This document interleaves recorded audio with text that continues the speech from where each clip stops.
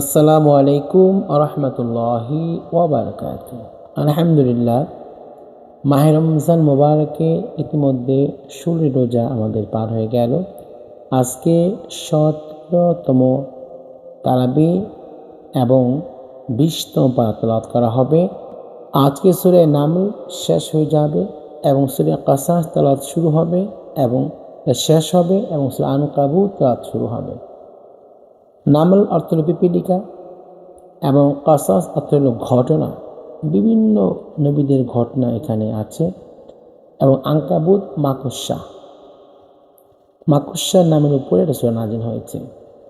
আজ তেলাওয়াত করা হবে যে বান্দা নেক আমল করবে, আল্লাহ তাকে সেই পরিমাণ সওয়াব না, তার চেয়ে বেশি সওয়াব দেবেন। কত বেশি দিবেন আল্লাহ পাক ভালো জানেন। আল্লাহ পাক বলেছেন, মান জাআ বিল হাসানাতি ফালাহু খায়রুম মিনহা। যে ভালো কাজ করলো, ভালো নেক নিয়ে আসলো বা আসবে, তার জন্য অতটুকু না, তার চেয়ে বেশি থাকবে। অর্থাৎ এমন হতে পারে যতটুকু নেক দিলে বান্দা জান্নাতি হয়ে যায়, আল্লাহ পাক জান্নাতি যাওয়া হওয়ার জন্য ওই পরিমাণ নেক বান্দাকে, অতটুকু নেক বান্দাকে দিয়ে দিবে ইনশাআল্লাহ। আজকে তেলাওয়াত করা হবে মূসা আলাইহিস সালাম যখন জন্মগ্রহণ করলেন এবং ফেরাউন স্বপ্নে দেখলেন তার আগেই যে এই বছর এমন বাচ্চার আগমন হবে যার মাধ্যমে তার রাজত্ব ধ্বংস হয়ে যাবে। উনি সে বছর সমস্ত ছেলে বাচ্চাগুলোকে কতল করেছিলেন, কিন্তু আল্লাহ রাব্বুল আলামিন এমন শক্তিশালী প্রভু, এমন মালিক, এমন খালিক যে মূসা আলাইহিস সালামকে আল্লাহ পাক হেফাজত করলেন ফেরাউনের বাসায়। সুবহানাল্লাহ। আল্লাহ পাক কোরআনের মধ্যে আসছে, যখন মূসা আলাইহিস সালামের মা খুব ভয় পাচ্ছে কি করবে সে, ফেরাউন জানলে তাকে হত্যা করে দিবে, বাচ্চা হত্যা করে দিবে। ইদা খিফতি, আল্লাহ যখন তুমি ভয় পাচ্ছ আলাইহি সন্তানের ব্যাপারে, ফালকিহি তাকে নিক্ষেপ করো, ফিল ইয়াম্মে সমুদ্রে, দরিয়ার মাঝে নিক্ষেপ করো, আমি হেফাজত করবো। আল্লাহ হেফাজত করেছেন। উনি একটা সিন্ধুকের মধ্যে ভরে মূসা আলাইহিস সালামকে ফেলে দিয়েছেন সেই দরিয়ার মাঝে, এবং ভাসতে ভাসতে সেই সিন্ধুক ফেরাউনের বাগানের পাশে গিয়ে ভিড়েছে। এবং তার স্ত্রী আসিয়ার হৃদয়ে আল্লাহ পাক এমন মহব্বত ঢুকিয়ে দিয়েছেন যে আসিয়া এই বাচ্চা দেখে এত মমতায়, তার অন্তর্সৃষ্ট মমতায় গলে গেলেন, বলেন আমি এই বাচ্চাকে আমার ঘরে লালন পালন করবো। অর্থাৎ আল্লাহ পাক তার ঘরেই মূসা নবীকে বড় করলেন। সুবহানাল্লাহ। এবং তেলাওয়াত করা হবে যে আল্লাহ রাব্বুল আলামিন আমাদের সৃষ্টি করেছেন। মানুষ মনে করে যে মানুষকে এভাবে ছেড়ে দিবে, মানুষ বলবে যে আমি ঈমান আনছি, মুসলমান। না, তাকে আমল করতে হবে, তাকে তার কাজগুলো করতে হবে। হাসিবান নাসু আইয়ুতরাকু, মানুষকে মনে করে তাকে ছেড়ে হবে। তাকে সে বলবে আয়াকুলু, সে বলবে আমান্না, আমরা ঈমান এনেছি।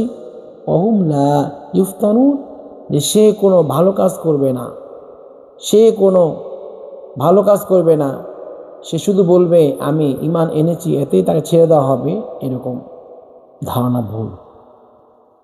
এবং আজকে তেলাওয়াত করা হবে যে কোরআন এটা হিদায়াত। কোরআনটাকে আপনি ফলো করলে, কোরআনটাকে মানলে কোরআন আপনাকে পথ দেখাবে। ইন্নাহু হুদাউ ওয়া রাহমাতুল লিল মুমিনিন, কোরআন হচ্ছে হিদায়াত এবং রহমত মুমিনের জন্য। কোরআন হচ্ছে হিদায়াত এবং রহমত মুমিনের জন্য। কাজে কোরআনকে সেভাবে রিসিভ করতে হবে।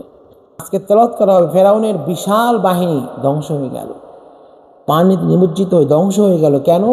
ওয়াস্তাকবারু হুয়া ওয়া জুনুদুহু, ফেরাউন এবং তার সৈন্যরা অহংকার করেছে, আমাদের কে ঠেকায় জমিনের মধ্যে, ফিল আরদি, জমিনের মধ্যে, বিগাইরিল হক, অন্যায়ভাবে তারা অত্যাচার করে, অহংকার করে তারা জমিনে চলেছে, ভাবছে আমাদের কে ঠেকায়। অদন্নু, তারা মনে করেছে আন্নাহুম, নিশ্চয় তারা, ইলাইনা লা ইয়ারজিউন, তারা আমি আল্লাহর কাছে আসবে না মনে করেছে। আসতে হবে আমি আল্লাহর কাছে না আইসা কারো কোনো পথ নাই। ইলাইহি তুরজাউন, তোমরা তার দিকেই ফিরে যাবে।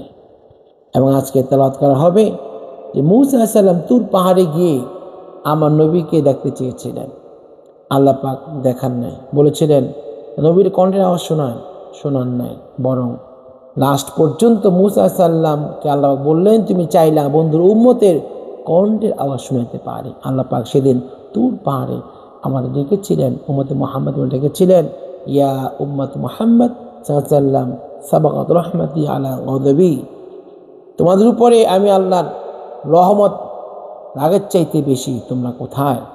আমরা উত্তর দিয়েছিলাম লাব্বাইক, এবং আমাদের কণ্ঠের আওয়াজ মুহাম্মদ সাল্লাম শুনেছিলেন।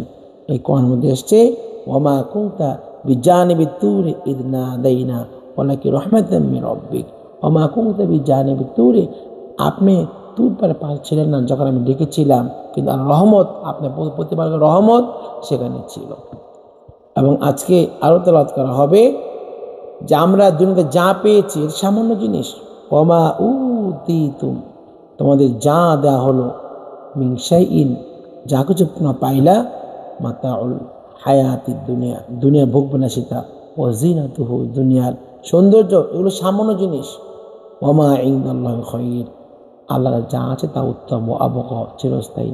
আফালা তাকিলুন, অনুধাবন করো না যে আল্লাহর কাছে যা আছে তা দুনিয়ার চেয়ে অনেক উত্তম, কাজে দুনিয়ার মোহে পড়ে পরকাল নষ্ট করে তোমরা দিও না। এবং তেলাওয়াত করা হবে যে মূসা সাল্লাম কারুন অনেক বড় সম্পদশালী ছিল, সে যাকাত আদায় করে না।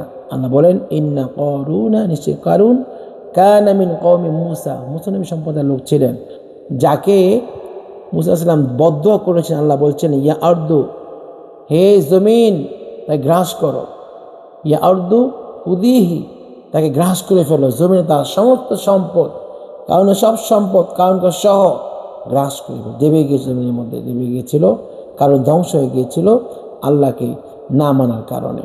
আল্লাহ পাক বলেন যারা দুনিয়াতে আমি আল্লাহকে মানে না, অন্য প্রভুকে বিশ্বাস করে, দেবদেবীর পূজা করে, মানুষের পূজা করে, ব্যক্তিকেন্দ্রিক পূজা করে, এদের অবস্থা হচ্ছে কেমন জানো? মাসালুল্লাযীনা ইত্তাখাযু মিন দুনিল্লাহি আউলিয়া, যারা আল্লাহকে বাদ দিয়ে অপরকে বন্ধু হিসেবে গ্রহণ করেছে, কামাসালিন আনকাবুত, তারা হচ্ছে মাকড়সার জালের মতো। যেমন করে মাকড়সার জাল আছে, এই জাল কিছুকে ধরে রাখতে পারে না, এই জাল খুবই দুর্বল, এমন দুর্বল যে টোকা মারলে জাল আঙুল হাতে লেগে চলে আসবে।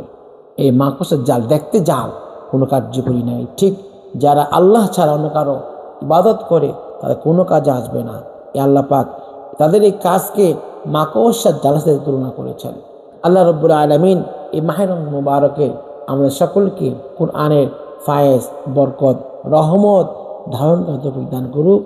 আমিন। আসসালামু আলাইকুম ওয়া রাহমাতুল্লাহি ওয়া বারাকাতুহু।